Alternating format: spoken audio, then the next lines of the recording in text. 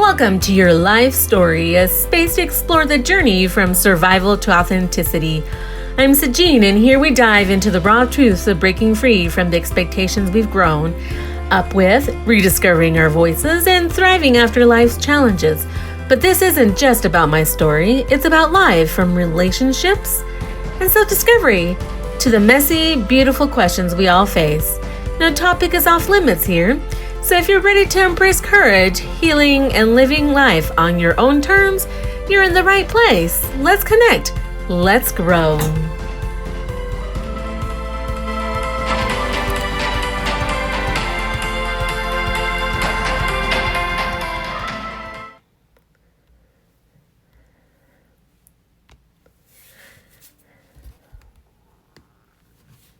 Before we dive in, a quick disclaimer. This podcast is for informational and inspirational purposes only. I'm not a licensed therapist, counselor, or medical professional, and the content shared here is based on personal experiences and insights. If you're facing significant challenges, please seek the support of a qualified professional.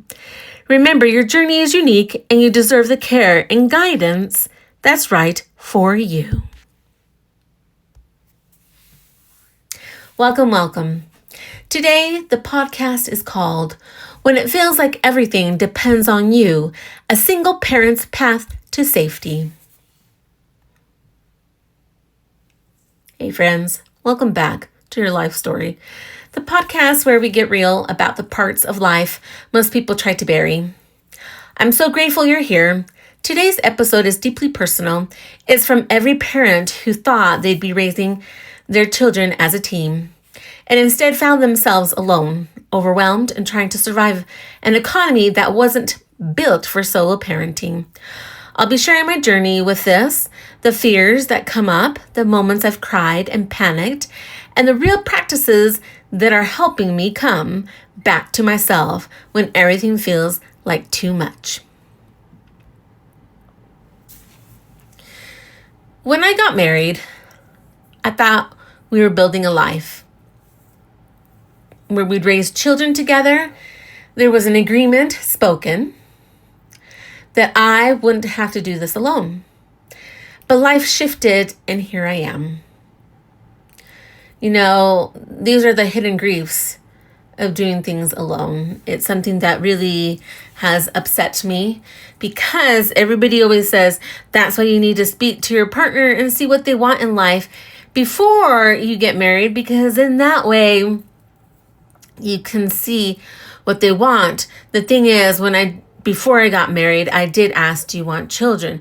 Do you want to raise them together? There's not going to be a divorce, because that is something that I believe is important in a marriage, that, everybody is together.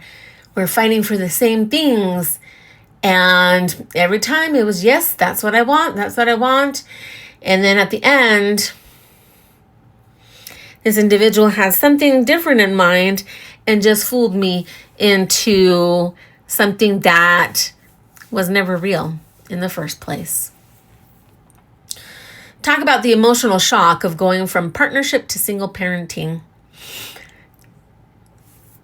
I might say it is hard because I'm single.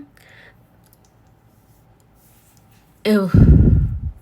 But I feel like it's almost easier just because I don't have to deal with an adult who thinks they're a child and I have to do everything for them. But the thing is we're talking about financial and other things, when you could have had a real partner that would have shown up and been there for everyone and themselves. I'm not saying that they're just there for you, but it's a team. It's a team effort. But now it's being the single parent. The things that you end up feeling when you're a single parent is not only just the exhaustion, but grief, betrayal, confusion, and fear. You're always go. I get up so early in the morning and I go to bed so late, because now I'm doing the job of two instead of one. But yet I want to make sure My children are always taken care of. They need it, and they didn't ask for the things that happen. I manage the household. I manage the emotional labor, the finances. No one sees the layers that I'm holding. And I'm pretty sure it's the same thing with you. Nobody sees, excuse me, nobody sees the emotional labor that you have to do, the amount of finances that you have to do.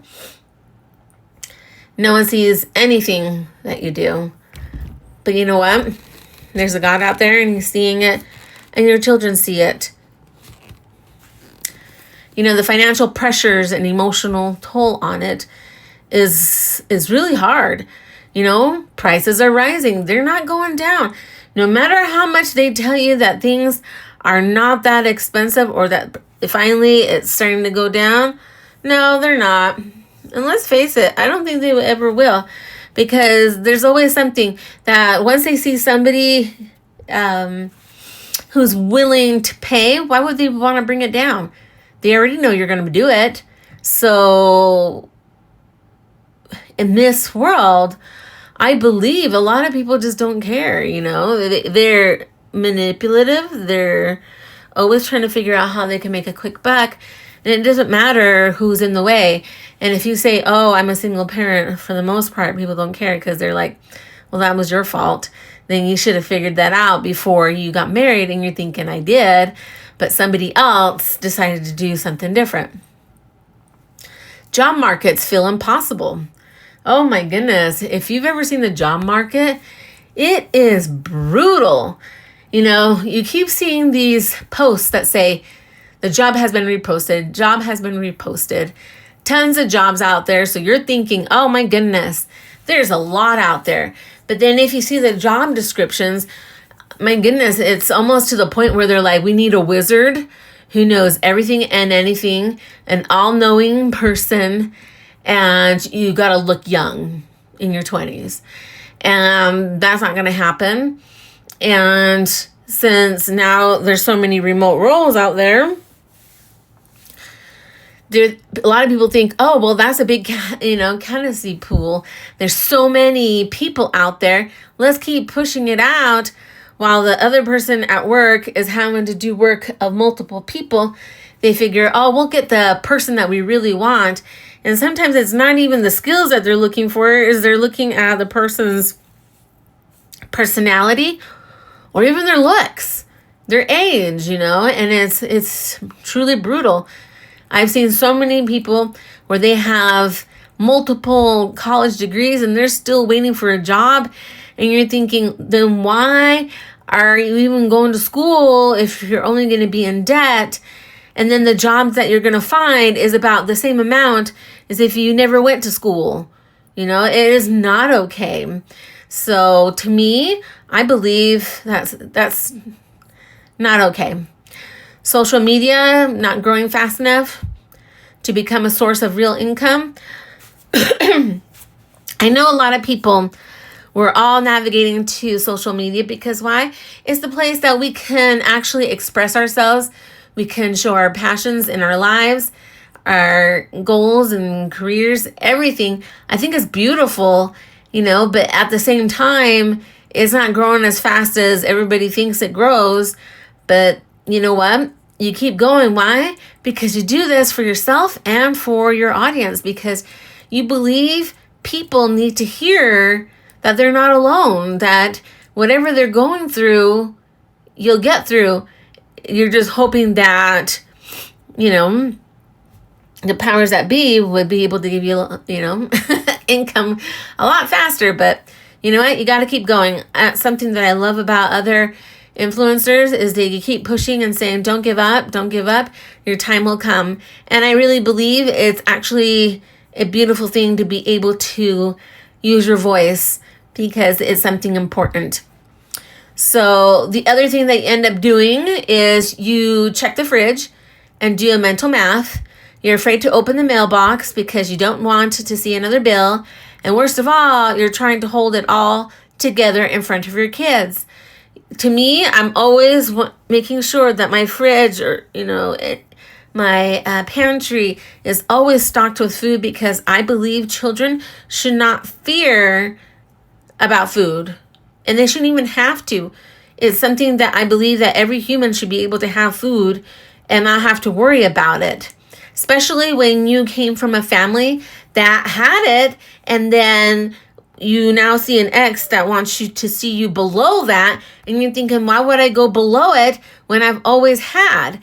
But these individuals will do anything in their power to take that away from you.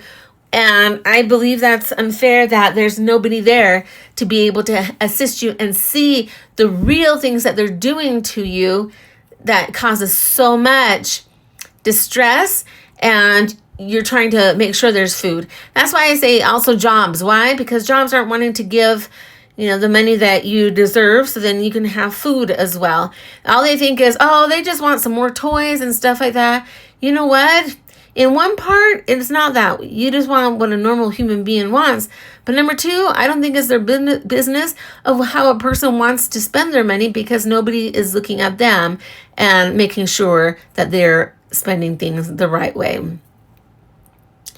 And you want to hold it in front of your kids. Why? Because kids are very astute. They will look at your facial features, your body, to see if you are doing okay, or if you're anxious, scared, sad, whatever on there, and you can't do that for them. Why? Because they need to know that, yes, there's challenges in life, but you can do this. You're going to get out. Why? Because it will help them in the future as well.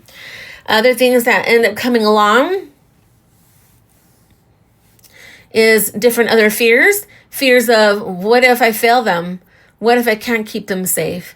Those come up all the time, especially in these type of toxic relationships that have ended. You want to know, how can I keep my children safe? How am I not going to fail them?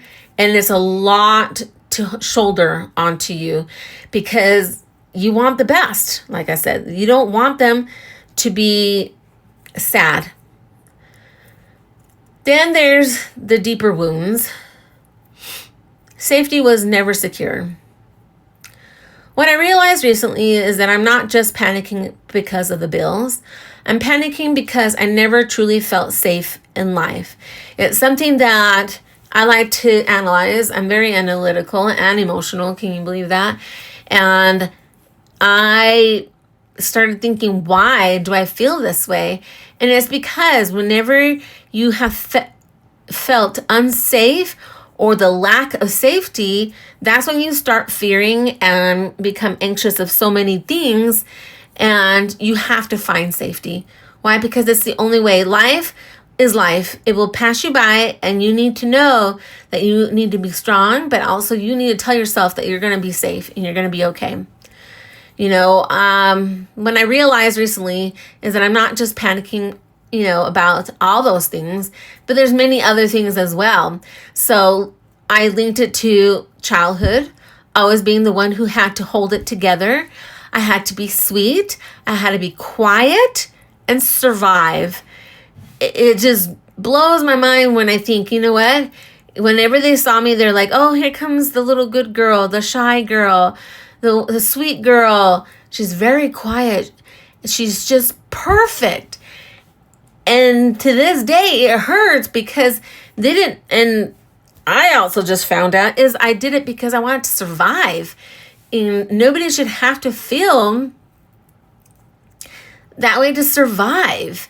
And now it's even hard sometimes because I see myself and I'm like, why am I being quiet? Is this survival, or is this something that is supposed to be correct in your life? So I have to also check on that. Other wounds are deeper than that too, is that this is more than financial. This is trauma, and my nervous system has never known rest. I don't know about you guys.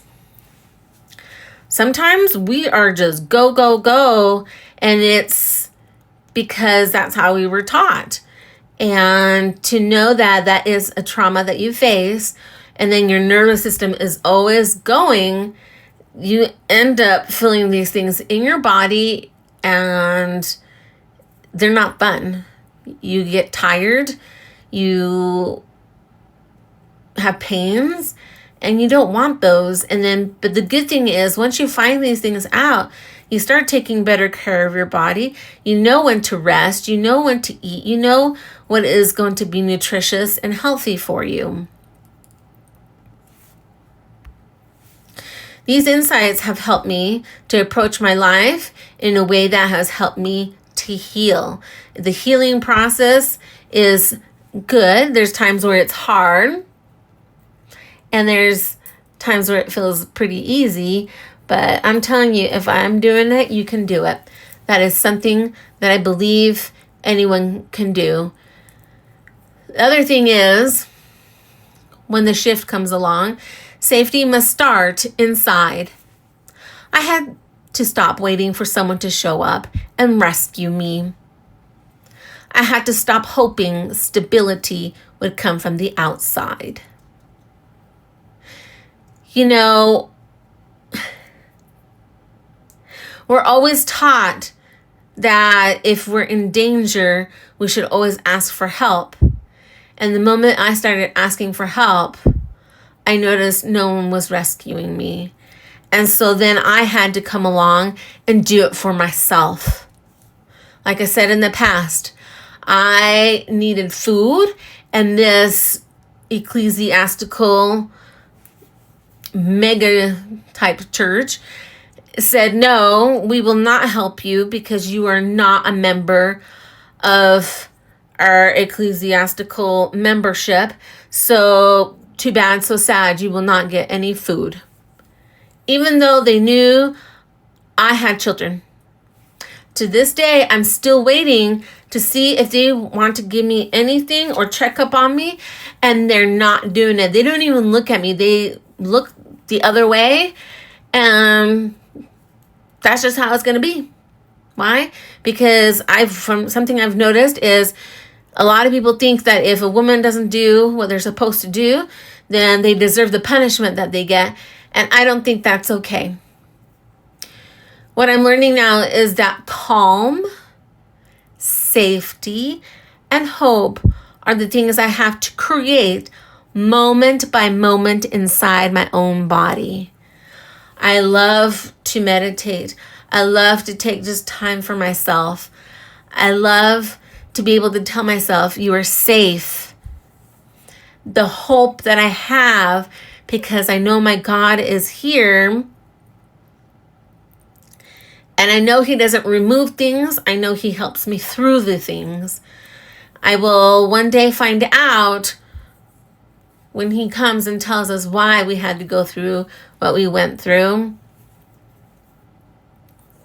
But for the moment, I have to create that peace moment by moment, even, reading the Bible, listening to music that helps me and empowers me to keep moving. It's not easy, but it's powerful. Why? Because now you're taking the reins on your life, things that nobody would let you have in the past. And I believe that's important.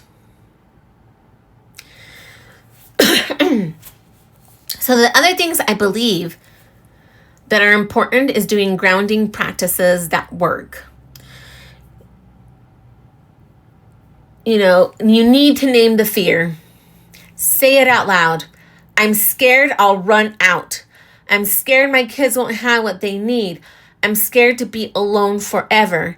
Naming it reduces its power. Why? Because it's interesting.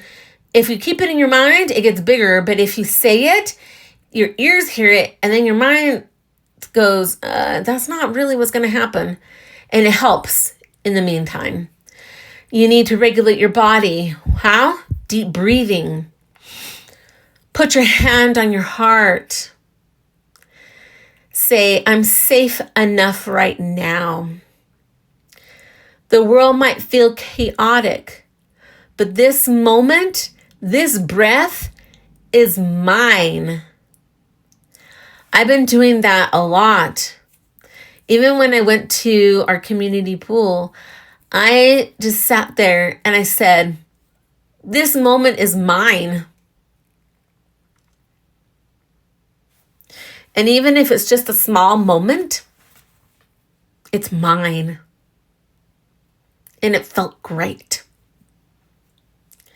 You need to affirm the truth of now. Today I made it. Today I have food. Today I have love. Why? God says live day by day.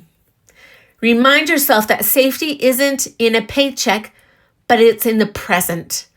And God is the one who gives you that, so you don't have to live that way. There's micro movements towards change. Make a tiny budget tweak. Send one email for a job, right? Post one thing if you're doing your influential, things on Instagram, YouTube, anything platform that you have. Post one thing. Rest when you can. Small wins are still wins.